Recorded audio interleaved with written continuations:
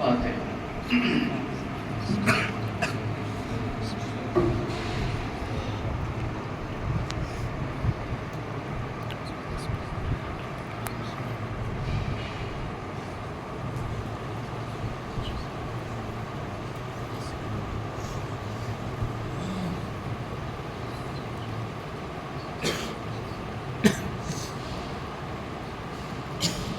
حسبنا اللہ ونعم الوکیل، نعم المولا ونعم النصیر۔ الحمد للہ رب العالمین، الحمد للہ رب العالمین، الصلاۃ والسلام وتحیۃ والاکرام سیدنا مولانا الثقلین جد الحسن والحسین ابی القاسم محمد اللہم صلی علی محمد وعلی وعلی اہل بیتہ الطیبین الطاہرین المعصومین المظلومین۔ اما بعد فقد قال رسول اللہ صلی اللہ علیہ وآلہ وسلم ان الحسین مصباح الہدی وسکینۃ النجاۃ صلوات محمد وآل محمد۔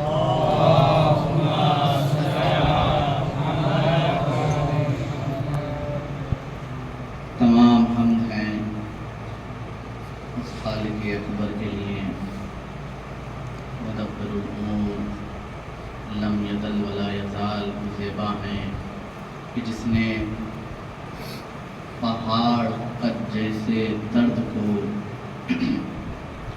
ایک چھوٹے سے آنسو میں سمو کر بشر کی آنکھ سے بہا دیا، یا یوں کہا جائے کہ ہماری گونگی آنکھوں کے کنویں کو آنسو جیسے یوسف عطا کیے، اور ان یوسفوں کو جو آنسو ہیں کہ جن کو تعبیر کیا گیا آنسوؤں سے، بازار عزا میں لا کر شہزادی کونین کے ہاتھ فروخت کرایا، اور اس کی قیمت شہزادی کے ہاتھوں لگی۔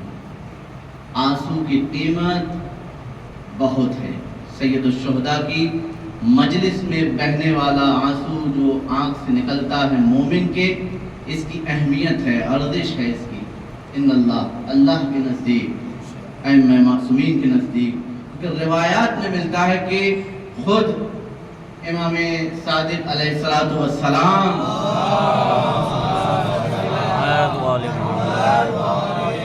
دعا کرتے ہیں کہ پروردگار عالم ان آنکھوں پر رحم فرما کہ جو ہمارے غم میں، جن آنکھوں سے ہمارے غم میں آنسو بہتے ہیں، اور ان دلوں پہ رحم فرما کہ جو ہمارے غم میں مغموم ہوتے ہیں، ہمارے غم میں مغموم ہوتے ہیں، ان دلوں پر۔ اور معصوم اگر کسی کے لیے دعا کرے تو شک نہیں پایا جاتا کہ وہ رد کر دی جائے گی۔ معصوم اگر کسی کے لیے دعا کرے، اے معصومین دعا کرتے ہیں، خود روایات میں ملتا ہے کہ آنسو پروردگار عالم، اور اس مجلس کو ہلکے میں نہیں لینا چاہیے کسی کو، کوئی بھی ہو، کوئی شخص ہو۔ اور ہم اپنی مرضی سے نہیں آئے ہیں اس مجلس میں، ہمیں چنا گیا ہے سید الشہداء کی مجلس کے لیے۔ اس وقت مجلس ہو رہی ہے، امام حسین علیہ السلام کی عنایت ہے، یہ توفیق ہے، اس منبر پہ آنے والے کے لیے بھی توفیق ہے، مرثیہ خوانی کرنے والے کے لیے بھی توفیق ہے، نوح خوانی کرنے والے کے لیے بھی توفیق ہے، سامعین کے لیے بھی توفیق ہے، پروردگار عالم کی طرف سے۔ روایات میں ملتا ہے کہ قیامت کا ایک نام یوم الحسرہ ہے۔ انسان جب امام حسین علیہ السلام کی مجلس میں آ کر جو افراد آئے اور آنے کے بعد اشک بہائے، اور جب ان کے اجر کو انسان دیکھے گا تو کہے گا اے کاش کہ میں نے اور گریہ کیا ہوتا۔ جب مجلس کے ثواب کو دیکھے گا، اے کاش کہ میں نے اور مجلس کی ہوتی، اے کاش۔ یوم الحسرہ یعنی حسرتوں والا دن، قیامت کو کہا جاتا ہے یوم الحسرہ۔ قیامت کا ایک نام یوم الحسرہ ہے۔ امام حسین علیہ السلام کی مجلس میں آنے والے افراد کہ جب اجر و ثواب کو دیکھے گا تو یہی کہے گا کہ میں نے اور مجلس کی ہوتی، اور مجلس۔ یہ الگ بات ہے کہ ہمیں اس کا اندازہ نہیں ہے۔ جس طریقے سے ایک مچھلی کے وجود کو پانی گھیرے رہتا ہے، اس وقت تک اس کو اندازہ نہیں نہیں ہوتا اس مچھلی کو کہ پانی کی اہمیت کیا ہے، پانی کیا تھا، اس وقت تک اس کو اندازہ نہیں ہوتا ہے۔ مچھلی اگر پانی میں ہے تو اس وقت تک اسے اندازہ نہیں ہوگا کہ پانی کی اہمیت کیا ہے، لیکن کسی وجہ سے پانی کے تھپیڑوں سے باہر آتی ہے، پانی اسے باہر کرتا ہے جس وقت، یا دوسری وجہ سے کہ شکاری اس کو شکار کرنے کی وجہ سے، شکار کرنے کے لیے اس مچھلی کو باہر لاتا ہے، تو اس مچھلی کو معلوم ہوتا ہے کہ پانی کیا تھا اس وقت کہ جب وہ باہر آتی ہے۔ یہی حال ہمارا ہے کہ جب ہم اس عالم سے اس عالم میں جائیں گے اور اجر و ثواب کو دیکھیں گے اس مجلسوں کے، تو ہم بھی کہیں گے کہ اے کاش کہ ہم نے اور کی ہوتی اور کوتاہی نہ کی ہوتی امام حسین کی مجلس میں شرکت کرنے سے۔ اجر و ثواب کو جس وقت دیکھے گا، جس طریقے سے مچھلی کو اندازہ نہیں ہے جب پانی میں رہتی ہے، ہمیں اس وقت اندازہ نہیں ہے، لیکن جب ہم اجر و ثواب کو دیکھیں گے تو حیرت کریں گے، اور کاش کاش کہ ہم نے اور کی ہوتی مجلس۔ ایک صلوات پڑھے محمد و آل محمد۔ اللہم صلی علی محمد و علی محمد۔ پیغمبر اکرم نے امام حسین علیہ السلام کے لیے ہر مقام پر امام حسین کا مرتبہ بیان کیا کہ کیا ہے حسین، کس ہستی کو کہتے ہیں حسین، کس ذات کو کہتے ہیں حسین۔ پیغمبر اکرم کہ جس حدیث کو میں نے سرنامہ سخن قرار دیا، ایک اور حدیث ہے کہ پیغمبر اکرم کی بس سجی ہوئی ہے، اصحاب موجود ہیں۔ خود یہ روایت ہمارے اور آپ کے 8ویں امام امام علی رضا علیہ السلام،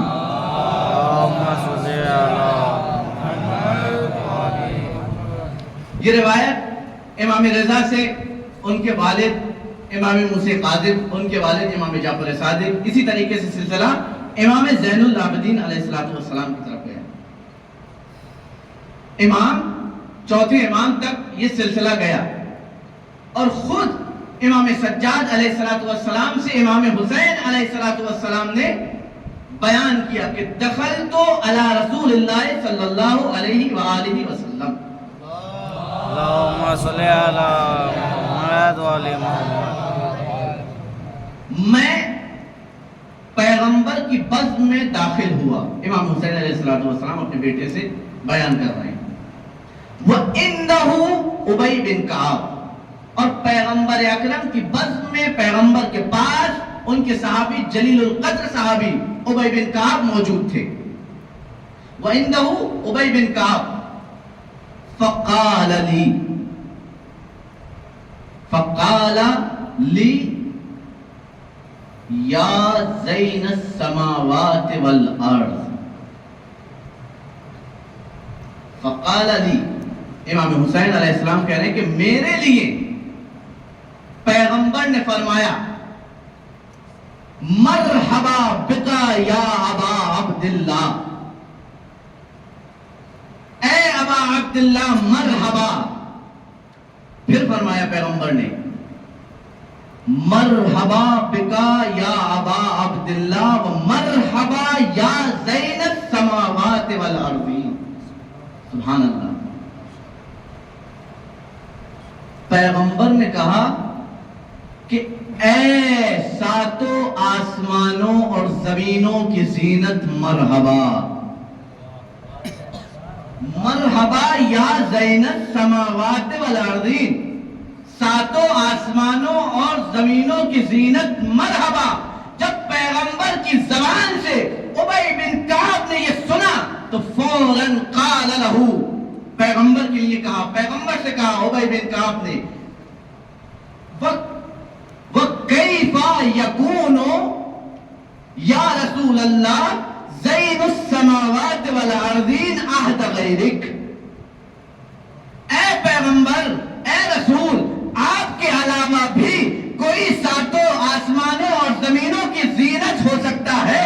پیغمبر نے جیسے ہی سنا عبی بن کعب کی زبان سے یہ جملہ کہ حیرت میں پڑھنے کے بعد یہ جملہ کہا کہ کیا آپ کے علاوہ بھی کوئی ساتوں آسمان اور زمین کی زینت ہو سکتا ہے؟ پیغمبر نے فرمایا فقالا، پیغمبر نے فرمایا والذی بعثنی بالحق نبیا ان الحسین فی السماء اکبر منہ فی الارض،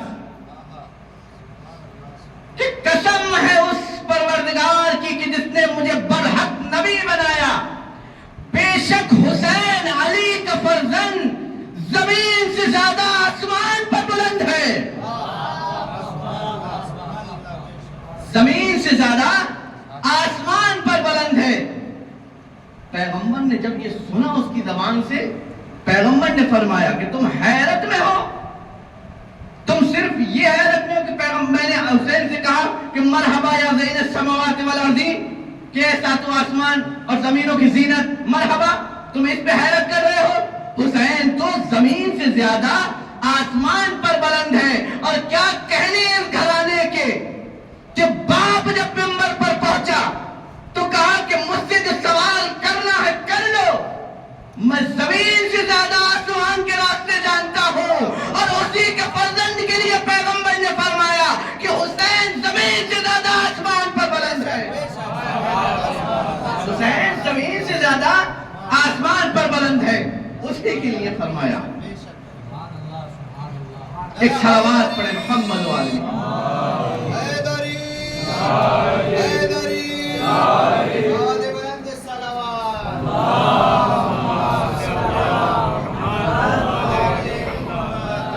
آپ کے لیے کیا ملتا ہے کہ مجھ سے جو سوال کرنا ہے کرو، جب تک علی موجود ہے کرو سوال، میں زمین سے زیادہ آسمان کے راستے جانتا ہوں۔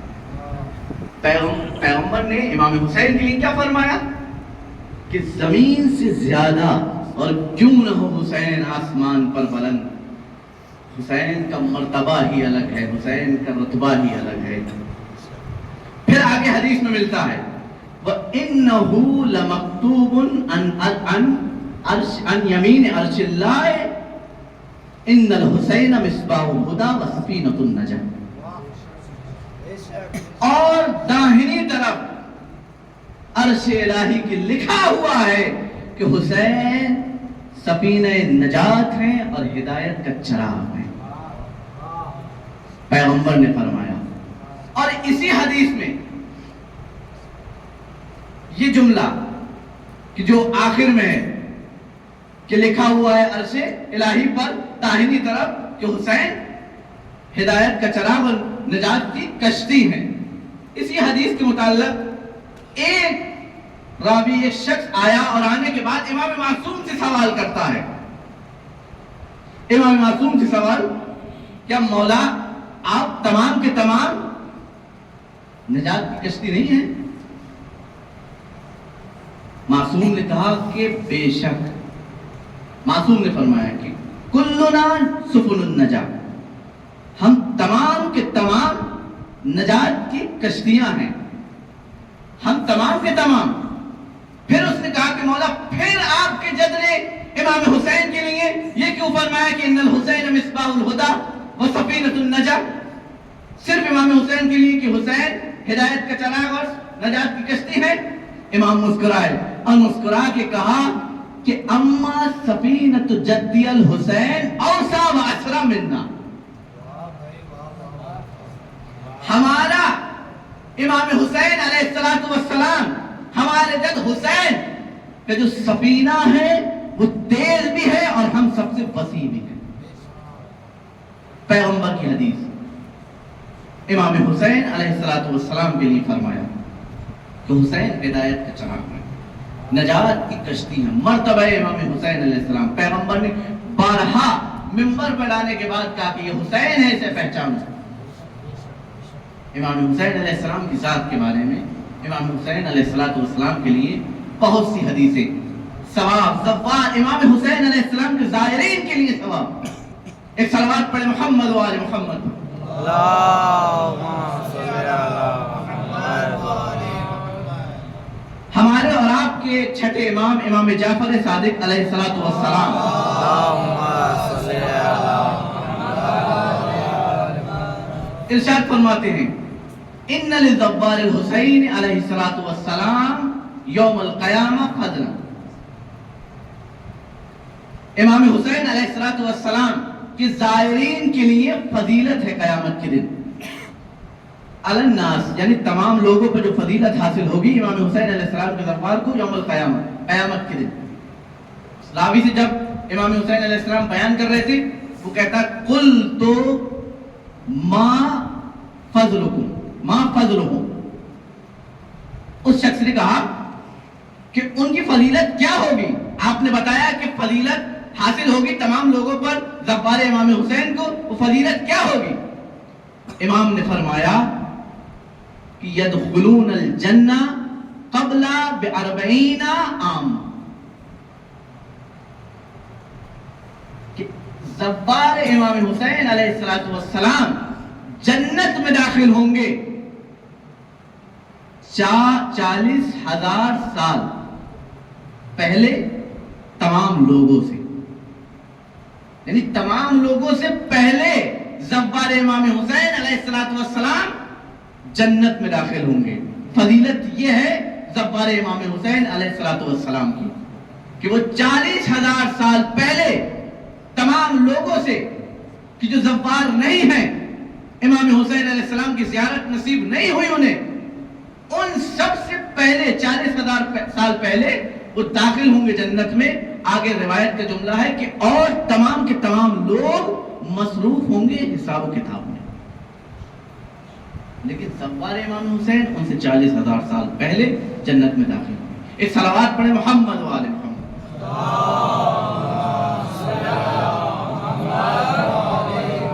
میں نے عرض یہ کیا تھا کہ مجلس امام حسین علیہ السلام کی جب اجر و ثواب کو دیکھے گا، اور میں نے اس سے پہلے بھی عرض کیا ہے کہ امام حسین علیہ السلام کی مجلس میں آنے والا یہ گمان نہ کرے، یہ تصور نہ کرے کہ ہم آئے. ممبر پہ آنے والا یہ گمان نہ کرے کہ میں مجلس پڑھنے آیا. مرثیہ خوانی کرنے والا یہ نہ گمان کرے کہ میں پڑھنے آیا، بلکہ یہ توفیق ہوئی تو آیا. اگر یہ توفیق نہ ہوتی تو ہم مجلس میں داخل نہ ہوتے، کسی نہ کسی کام میں الجھ کر رہ جاتے. امام حسین کی مجلس کو درک نہ کرتا. توفیق الہی ہے، نعمت ہے امام حسین علیہ السلام کی عزاداری. امام حسین علیہ السلام پر گریہ کرنا، امام حسین علیہ السلام کے لیے ماتم کرنا نعمت عظمیٰ ہے. ولایت اہل بیت کے بعد اگر کوئی سب سے بڑی نعمت ہے تو وہ عزاداری سید الشہداء. امام حسین علیہ السلام کی عزاداری نعمت ہے اور بڑی نعمت ہے، اور جتنی بڑی نعمت ہوگی سخت نگاہیں ہوں گی. مثال کے ذریعے واضح کروں کہ اگر کسی شخص کو آپ 100 روپے لے کر بھیجیں کہ یہاں سے وہاں دی آئیے، تو آپ ہدایت نہیں کریں گے اسے. اتنی زیادہ باتیں نہیں بتائیں گے کہ فلاں جگہ سے جانا، کہ ادھر سے جانا، کہ اس سے بات نہ کرنا. لیکن اسی شخص کو اگر زیادہ قیمت 20,000 10,000 دے دیے جائے کہ اس جگہ پہنچاؤ، تو سنبھال کے رکھنا، اس سے بات نہ کرنا، اس راستے سے جانا. یہ کیوں؟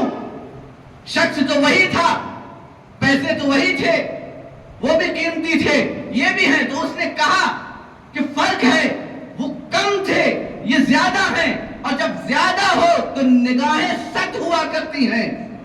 امام حسین علیہ السلام کی عزاداری ایک بڑی نعمت ہے، اور جب بڑی نعمت ہے تو نگاہیں سخت ہوں گی اور سوال بھی ہوگا ہم سے. نگاہیں سخت کا مطلب ان اللہ جواب دینا ہوگا اس ذاکر کو، اس خادم کو اور اس سامع کو. یعنی ذاکرین، خادمین، سامعین، 3 گروہ بیک وقت جواب دہ ہوں گے اللہ کے سامنے. 3 گروہ. پہلا گروہ ذاکرین کا جو جواب دہ ہوگا، اس سے پہلے بھی میں نے عرض کیا ہے. پہلا گروہ جو جواب دہ ہوگا وہ ذاکرین کا ہے. ان سے کیا سوال ہوگا؟ سوال یہ ہوگا کہ تم نے اس نعمت کو کس طریقے سے استعمال کیا اور کیسے اس سے فائدہ اٹھایا. تم نے اپنی شہرت کے لیے مجلس پڑھی، تم نے اس منبر سے وہ باتیں پہنچائی جو مطلوب تھی، جو مقصود تھی، یا تم نے اپنی شہرت کے لیے مجلس پڑھی، یا صرف واہ واہ کے لیے تم نے مجلس پڑھی اور گڑے ہوئے واقعات پڑھے؟ بے شک صحیح۔ سب سے پہلا سوال ان سے ہوگا جو اس منبر پر آتے ہیں، ذمہ داری ہے اس خطیب کی، یہ گمان نہ کرے خطیب، باقاعدہ خطیب کو یہ گمان نہیں کرنا چاہیے کہ مجمع ہزاروں سے تھا مجلس، میری مجلس میں۔ اگر گمان کر رہے ہیں تو سنیں کہ یہ گمان تو کر لیا تم نے کہ ہزار لوگ تھے مجلس میں، لیکن سوال یہ ہے کہ جب تم سے سوال ہوگا کہ تم نے ان 1000 گھنٹوں کا اگر 1 گھنٹہ مجلس پڑھی تو انہیں کیا دیا؟ جو تم نے قوم کے 1000 گھنٹے لیے انہیں کیا دیا؟ بے شک تم نے قوم کا ہر شخص کا 1 گھنٹہ جب حساب کیا جائے گا تو 1000 گھنٹے۔ ذاکر نے 1 گھنٹہ مجلس پڑھی، 1000 لوگ مجلس میں موجود، 1000 گھنٹے کہاں گئے اور کیا ان تک پہنچایا تم نے؟ اگر واقعاً تم نے اپنی ذمہ داری ادا کی تو تم کہہ سکتے ہو اللہ سے کہ میں نے اپنی ذمہ داری کو ادا کیا، جو مطلوب تھا، جو مقصود تھا وہ پہنچایا۔ مطلوب اور مقصود یہ ہے کہ اس منبر سے ولایت اہل بیت پہنچائی جائے، اس منبر سے احکام الہی پہنچائے جائیں، بے شک اس منبر سے دین پہنچایا جائے۔ مطلوب ہے اور مقصود ہے اس منبر سے اہل بیت کی ولایت، اس منبر سے احکام الہی، گڑے ہوئے واقعات نہ بیان کیے جائیں، جن کے راوی مجہول ہیں ان کی روایت کو نہ لیا جائے۔ مانا کہ ہونا چاہیے جو عوام میں ہو رہا ہے، معاشرے میں ہو رہا ہے، بیان ہونا چاہیے، لیکن ایک مقدار ہے اس کی بھی، ایک حد ہے اس کی بھی۔ پورا گھنٹہ مجلس پڑھ دی جا رہی ہے لیکن کہیں اہل بیت کے فضائل کا بیان نہیں، کہیں احکام الہی کا بیان نہیں، کہیں ولایت اہل بیت کو نہیں پہنچایا جا رہا ہے۔ ایک گھنٹہ برباد کیا جا رہا ہے، ایسے ہی ضائع کیا جا رہا ہے، لیکن اہل بیت کی ولایت سے کوئی ربط نہیں۔ پیغمبر نے موضوع جب دے دیا ہے انسان کو تو اس کو بھاگنے کی ضرورت ہی نہیں ہے، اس کو دوڑنے کی ضرورت ہی نہیں ہے۔ پیغمبر نے دیا ہے موضوع کہ اپنی مجلسوں کو زینت دو علی کے ذکر سے، اپنی مجلس کو زینت دو علی کے ذکر سے، پھر کیوں غیروں کا ذکر، پھر کیوں غیروں کا ذکر؟ جب پیغمبر موضوع دے گئے، جب پیغمبر کہہ گئے تو اس سے گریز کیوں، اس سے روگردانی کیوں؟ موضوع پیغمبر نے کر دیا ہے ہم لوگ کے لیے معین کہ تمہیں اگر بات کرنی ہے تو اہل بیت کا ذکر کرو، اہل بیت کا ذکر کرو، اہل بیت کا ذکر کرو۔ ایک صلوات پڑھیں محمد و آل محمد۔ اللہم صلی علی پہلا گروہ ذاکرین کا جو جواب دہ ہوگا کہ تم نے قوم کے جو گھنٹے لیے اس میں کیا دیا۔ دوسرا گروہ جو جواب دہ ہوگا اس خادمین کا ہے جس نے ظاہراً ذمہ داری قبول کی ہے، جس کو ظاہراً یہ توفیق ہوئی کہ وہ مجلس کا فرش بچھائے اور عزادار کے لیے خدمت کرے۔ اس سے سوال ہوگا، اس سے کیا سوال ہوگا کہ تم نے کس خطیب کو بلایا اور اس غرض سے بلایا؟ تم نے کس خطیب کو بلایا اور کس غرض سے بلایا؟ تمہاری غرض یہ تھی کہ مجمع اکٹھا ہو؟ صحیح تمہاری غرض یہ تھی کہ لوگ زیادہ آئیں؟ یا تمہاری غرض یہ تھی کہ ایسے افراد کو منبر پر لایا جائے کہ جو دین کو پہنچائیں، شریعت کو پہنچائیں، ولایت اہل بیت کو پہنچائیں؟ تمہارا مقصود یہ تھا؟ جواب دہ ہونا ہوگا۔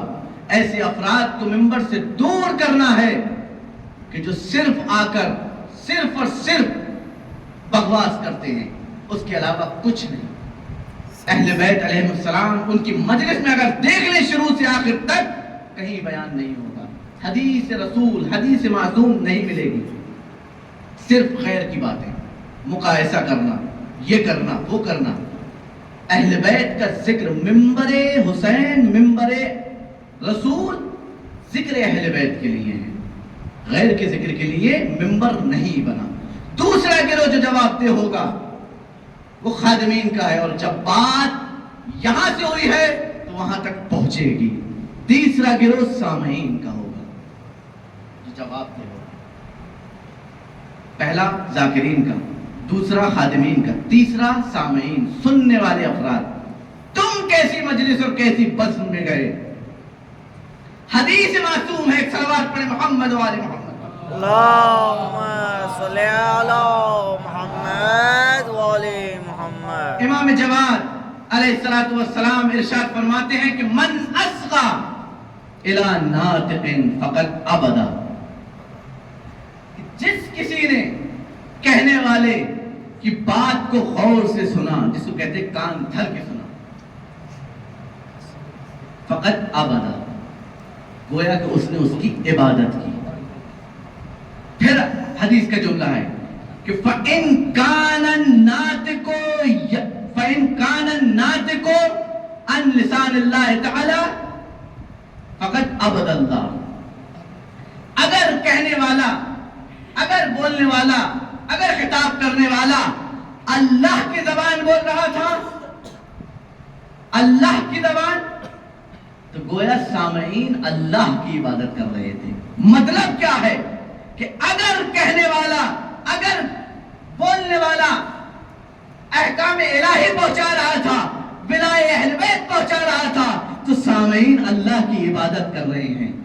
ایسا ہی ہے وَإِن كَانَ النَّاطِقُ يَنطِقُ عَنْ لِسَانِ إِبْلِيسَ فَقَدْ عَبَدَ إِبْلِيسَ، اور اگر کہنے والا، بولنے والا شیطان کی زبان بول رہا تھا تو سامعین شیطان کی عبادت کر رہے تھے۔ اب فیصلہ ہمیں کرنا ہے کہ اللہ کی عبادت کرنی ہے یا شیطان کی عبادت کرنی ہے۔ جس مجلس میں ذکر اہل بیت ہو، ولایت اہل بیت کا بیان ہو، اس حدیث کی مصداق اور اس حدیث کی مصداق وہ افراد کریں گے کہ اگر اہل بیت کی ولایت سن رہے ہیں، اس مجلس سے ائمہ معصومین کی حدیث سن رہے ہیں، تو گویا کہ اس مجلس میں بیٹھ کر عبادت الہی کر رہے ہیں۔ لیکن اگر ایسی مجلس میں ہے کہ جس میں صرف بکواس ہو رہی ہے، صرف گڑی ہوئی روایتیں پڑھی جا رہی ہیں، صرف غیروں کا بیان ہو رہا ہے، تو سننے والے چاہے کتنی غور سے سنیں، ابلیس کی عبادت کر رہے ہیں۔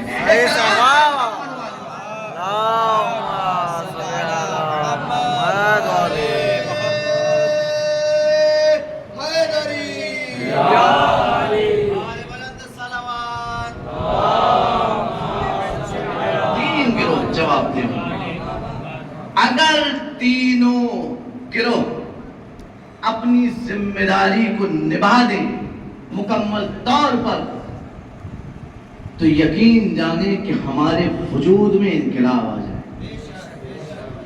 ذاکر اپنی ذمہ داری نبھائیں، خادمین اپنی ذمہ داری نبھائیں، سامعین اپنی ذمہ داری نبھائیں، تو بے شک ہمارے وجود میں انقلاب آئے گا، تبدیلی آئے گی۔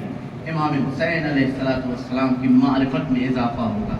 احادیث بیان کرنا اس منبر سے ایسے نہیں کہ بس بھلا دیا، پڑھ دیا تو پڑھ دیا، جو آیا منہ میں کہہ دیا، نہیں، ایک ایک حرف امام حسین علیہ السلام کے لیے معصومین کے لیے کہا جائے اگر تو عبادت ہے اور وہ اجر و ثواب رکھتا ہے۔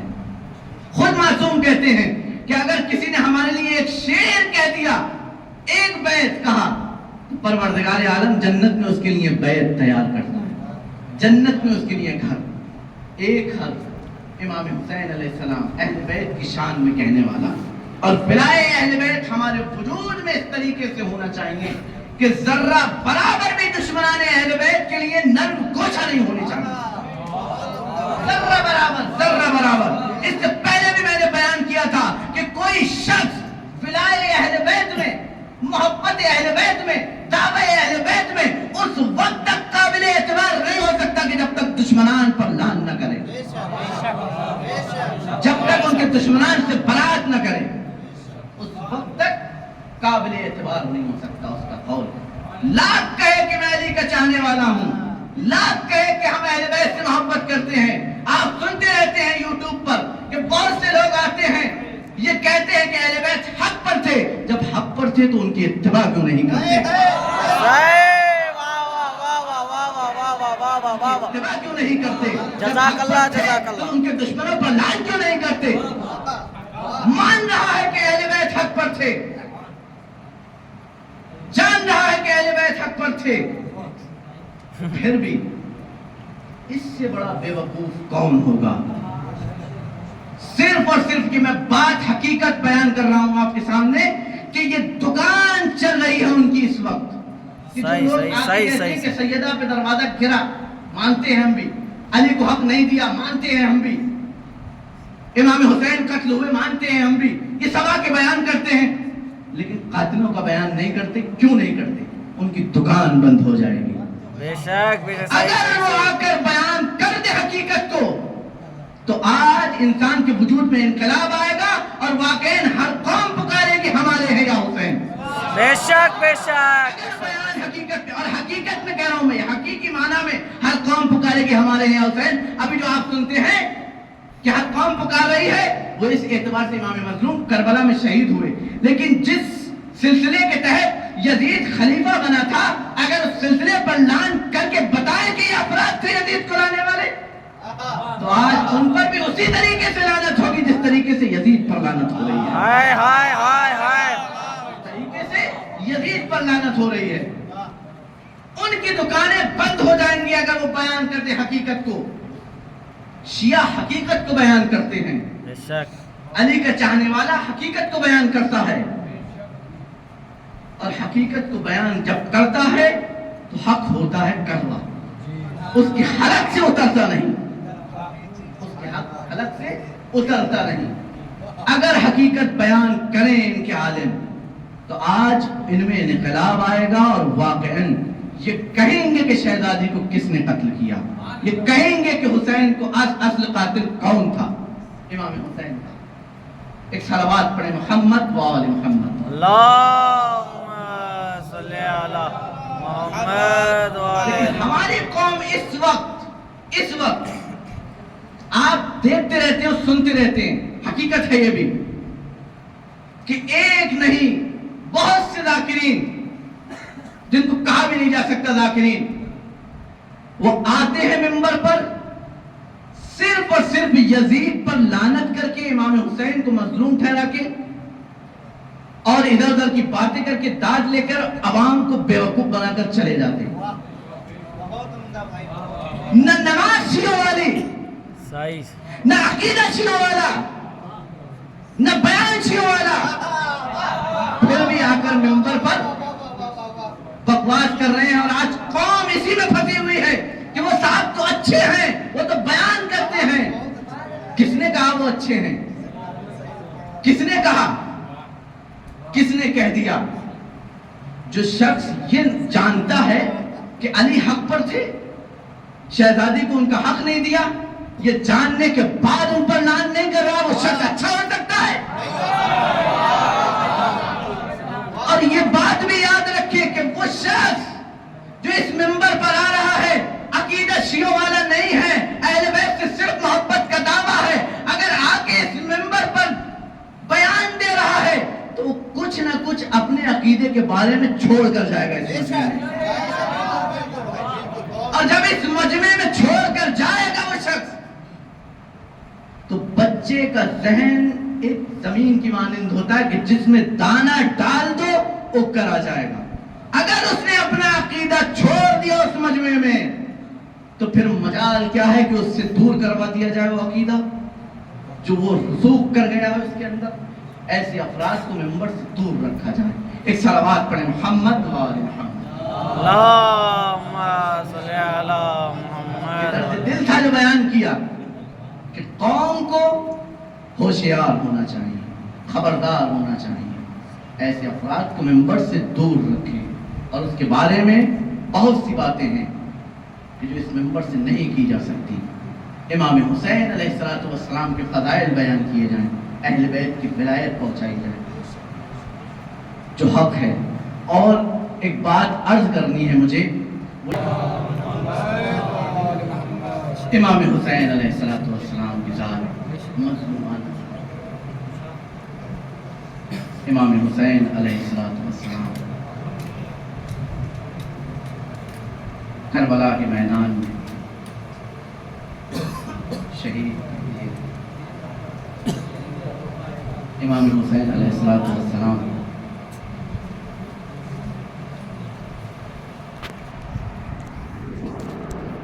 آج 6 یا 7 سفر ہے، شام میں قافلہ داخل ہو گئے۔ عزیزوں، بہت مصائب ڈھائے گئے اہل بیت علیہ السلام۔ کوفے سے قافلہ روانہ ہو چکا، شام میں داخل ہو گئے۔ فرق ہے دونوں میں، کوفے میں اہل بیت پر صدقے کی کھجوریں پھینکی جا رہی تھی اور شام میں اہل بیت کے اوپر کھولتا ہوا پانی پھینکے جا رہے تھے۔ اجرکم علی الزہرا، عزیزو کھل کر گریا کرنا۔ جب ہم مشی کرتے ہیں، ابھی آپ لوگ 10 میں گئے ممبئی، 20 میں جائیں گے 40 پر، اور کربلا تک جانا ہوتا ہے تو آپ کے پیر تھک جاتے ہیں۔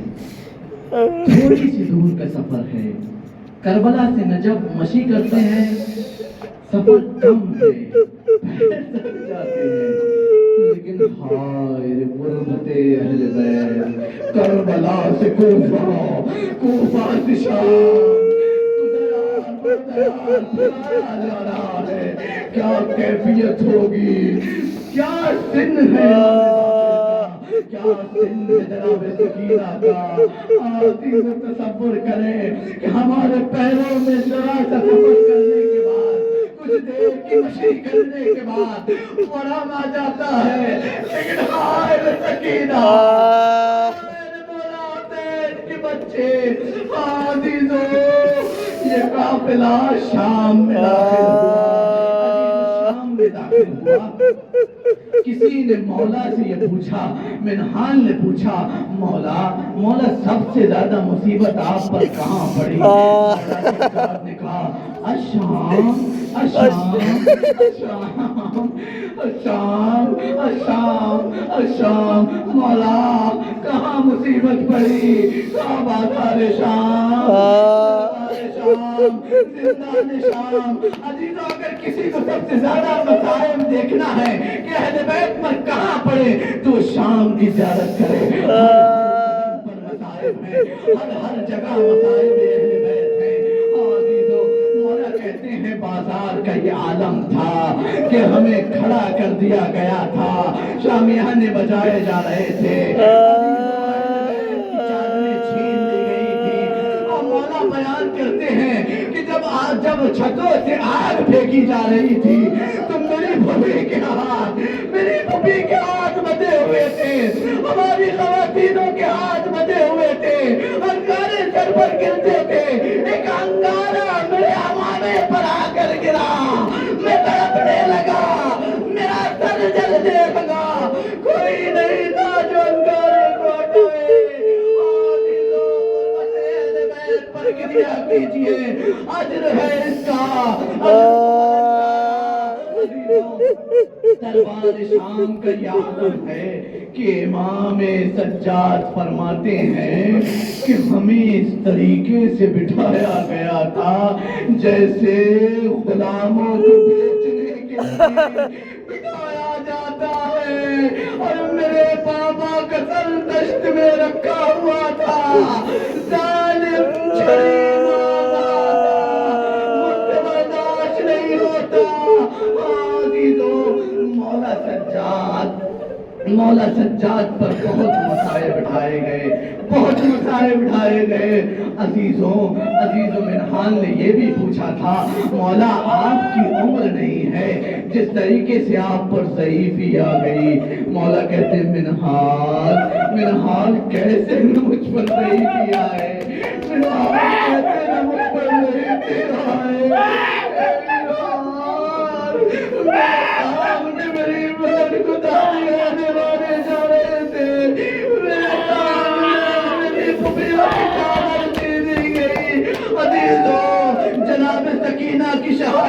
ایام قریب ہے قریب ہے.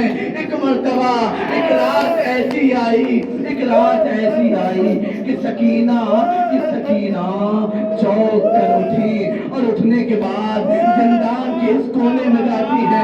میں نے ختم کیا مطالب عزیزو برداشت کیجیے ایک مرتبہ سکینہ اٹھ کر جاتی ہے اور جانے کے بعد کہتی ہے اے پھوپھی اماں میں نے اپنے بابا کو ابھی دیکھا بابا کو خواب میں دیکھا کہ بابا مجھے لینے آئے. بیویاں رو رہی ہیں گریہ ہو رہا ہے. یزید کے دربار تک یزید کے محل میں یہ بات پہنچی آواز پہنچی کہا یہ کون گریہ کر رہا ہے. کہا حسین کی بیٹی یزید نے حکم دیا کہ سر کو لے جایا جائے اور سکینہ کو دے دیا جائے. عزیزو آپ خود بتائیے اگر کوئی بچہ آپ کے یہاں روتا ہو اس کو چھپانے کا ذریعہ اس کو کھلونے دیے جاتے ہیں کوئی ایسی چیز دی جاتی ہے کہ جس سے وہ چھپ جائے. آئے برکت سکینہ کو خاموش ہونے کے لیے بات کر دیا جا رہا تھا. عزیزو سر آیا سکینہ نے آغوش میں لیا اور لینے کے بعد کے کٹے ہوئے گلے پر منہ کو رکھ کر کہتی ہے اے بابا مجھے کس نے یتیم کیا. اے بابا آپ کی داڑھی کو کس نے رنگین کیا خون میں. اے بابا آپ کی داڑھی کو کس نے رنگین کیا. اے بابا آپ کے گلے میں آپ کے بعد میرے کو چوارے چھین لیے گئے. اے بابا مارے گئے. سجاد نے دیکھا کہ سکینہ خاموش ہوئی ایک مرتبہ اور کہا اے پھوپھی اماں انا للہ و انا الیہ راجعون.